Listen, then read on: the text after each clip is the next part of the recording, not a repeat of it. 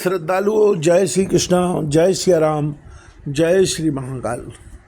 भगवान श्री रामचंद्र जी महाराज एवं भगवती श्री सीता जी दूल्हा बन कर के मंडप में बैठे हुए हैं और वशिष्ठ जी वहाँ उपस्थित हैं, ब्रह्मा जी हैं, दशरथ जी हैं, सभी लोग वहाँ, शतानंद जी इत्यादि सभी लोग वहाँ विराजमान हैं। और अब भगवान का वर्णन करते हुए, जानकी जी का वर्णन करते हुए गोस्वामी तुलसीदास जी महाराज लिखते हैं, अरुण पराग जलज वर्णी के सचे भूष अहलोभ अमी के बहुर वशिष्ठ दीन अनुशासन बर दुल्हन बैठे एक आसन। मानो कमल को लाल पराग से अच्छी तरह भरकर अमृत के लोभ से सांप चंद्रमा को भूषित कर रहा है।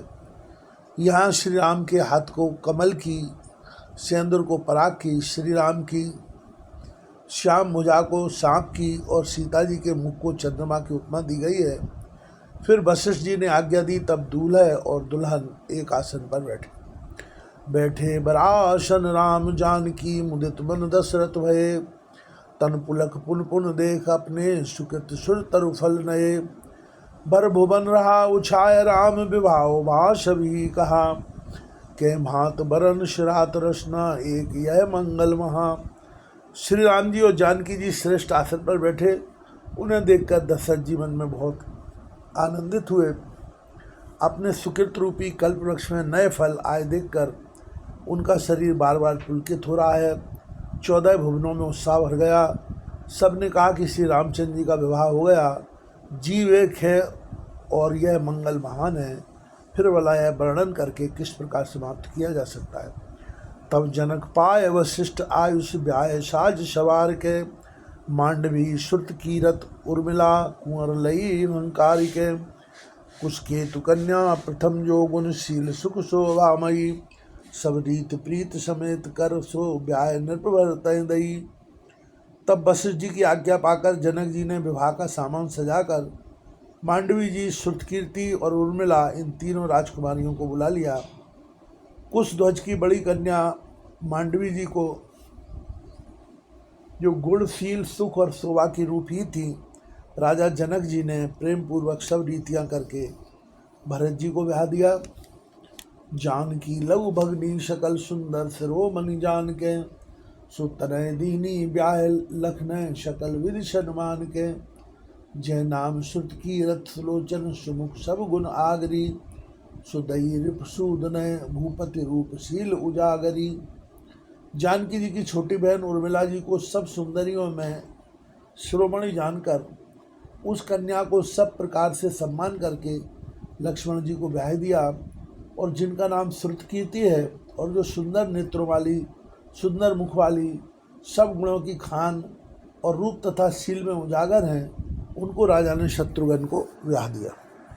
अनुरूप बर दुल्हन परस्पर लक्ष सकुचिय हर सही सब मुदित सुंदरता सराहें सुमन सुरगन बरसही सुंदरी सुंदर बरन सह सब एक मंडप राजही जनुजीव उर्चारी अवस्था विभुन सहित विराजही।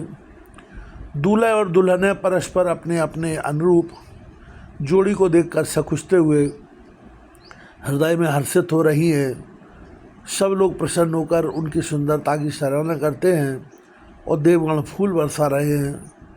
सब सुंदरी दुल्हनें सुंदर दूल्हों के साथ एक ही मंडप में ऐसी शोभा पा रही हैं मानो जीव के हृदय में चारों अवस्थाएं, जागृत, स्वप्न, सुषुप्ति और तुरीय अपने चारों स्वामियों विश्व तेजस प्राग्ञ ब्रह्म सहित विराजमान हो। मुदित अवधपति सकल सुत बधुन समेत निहार जन पाए महपाल मन क्रियन सहित फलचारी। सब पुत्रों को बहुओं सहित देखकर अवध नरेश दशरथ जी ऐसे आनंदित हैं मानो वे राजाओं के शिरोमणि क्रियाओं, यज्ञ क्रिया, श्रद्धा क्रिया, योग क्रिया और ज्ञान क्रिया सहित चारों फल अर्थ, धर्म, काम और मोक्ष पा गए। जस रघुवीर ब्याय विदवर्णी सकल कुंवर ब्याय तह करनी कह न जाए कछु दाइज भूरी रहा कनक मन मंडप पूरी। श्री रामचंद्र जी के विवाह की जैसी विधि वर्णन की गई उसी रीत से सब राजकुमार बिहाए गए। दहेज की अधिकता कुछ नहीं कही जाती। सारा मंडप सोने और मणियों से भर गया। कम्बल वसन विचित्र पटोरे, भांति भांति बहुमूल न थोरे। गजरथ तुरग दास अरुदासी, धैनु अलंकृत काम दुहासी। बहुत से कंबल, वस्त्र और भांति भांति के विचित्र रेशमी कपड़े जो थोड़ी कीमत के न थे अर्थात बहुमूल्य थे, तथा हाथी रथ घोड़े दास दासियां और गहनों से सजी हुई कामधेनु सरीखी गाय। वस्तु अनेक करिए किम लेखा, कह न जाए जाने जिन देखा। लोकपाल अब लोक सिहाने, लीन अवधपति सब सुख माने। आदि अनेकों वस्तुएं हैं जिनकी गिनती कैसे की जाए, उनका वर्णन नहीं किया जा सकता। जिन्होंने देखा है वही जानते हैं। उन्हें देखकर लोकपाल भी सिहा गए। अवध राज दशरथ जी ने सुख मानकर प्रसन्न चित्त से सब कुछ ग्रहण किया।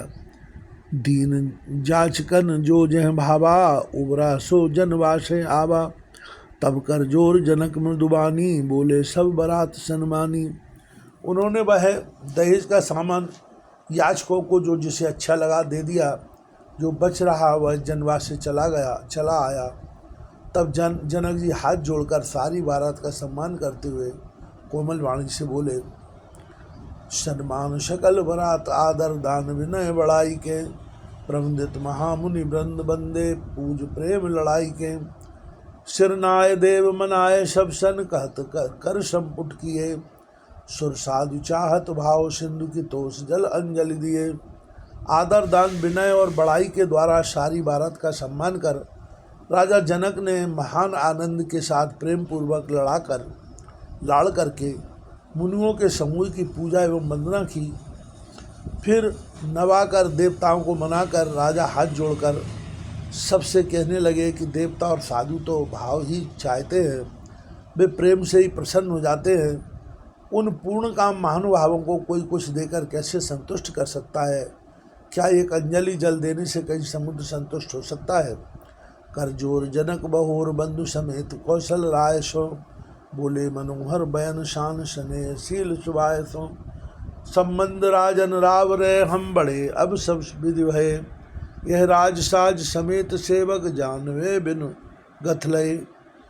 फिर जनक जी भाई सहित हाथ जोड़कर कौशलाधीश दशरथ जी से स्नेहशील और सुंदर प्रेम से शान कर मनोहर वचन बोले, हे राजन, आपके साथ संबंध हो जाने से अब हम सब प्रकार से बड़े हो गए। इस राजपाट सहित हम दोनों को आप बिना दाम के लिए हुए सेवक ही समझिएगा। ये दारिका परिचारिका कर पल्लवी करुणा नहीं। अपराध छम्बो बोल पठे, बहुत ही ढीठो कई। पुन भानुकुल भूषण सकल सन्मान, निधि समधि किए। कहीं जात नहीं बिनती, परस्पर प्रेम परिपूरन किए। इन लड़कियों को टहलनी मानकर नई नई दया करके पालन कीजिएगा।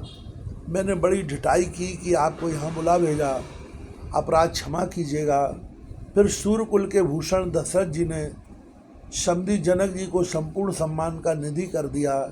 इतना सम्मान दिया कि वे सम्मान के भंडार ही हो गए। उनकी परस्पर की विनय कहीं नहीं जाती। दोनों के हृदय प्रेम से परिपूर्ण हैं। वृंदारिका गण सुमन बरसें, राव जनवास चले। धुन विजय धुन वेद धुन, नव नगर कोलाहल भले। तब सखी मंगल गान करत, मुनीष आयुष पाए के। दूल्हे दुल्हन सहित सुंदर चली, कोहबर लाए के। देवतागण फूल बरसा रहे हैं। राजा जनवासे को चले। नगाड़े की ध्वनि, जय ध्वनि और वेद की ध्वनि हो रही है। आकाश और नगर दोनों में खूब कोलाहल हो रहा है, आनंद छा रहा है। तब मुनीश्वर की आज्ञा पाकर सुंदरी सखियाँ मंगल गान करती हुई दुल्हनों सहित दूल्हे को लिवाकर कोहबर को चली। पुन पुन रामय चितय सिय, सकुचत मनु सकुचैन।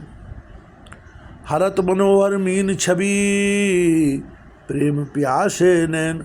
सीता जी बार बार राम जी को देखती हैं और सकुचा जाती हैं, पर उनका मन नहीं सकुचाता। प्रेम के प्यासे उनके नेत्र सुंदर मछलियों की छवि को हर रहे हैं। श्री सद्गुरुदेव भगवान की जय हो।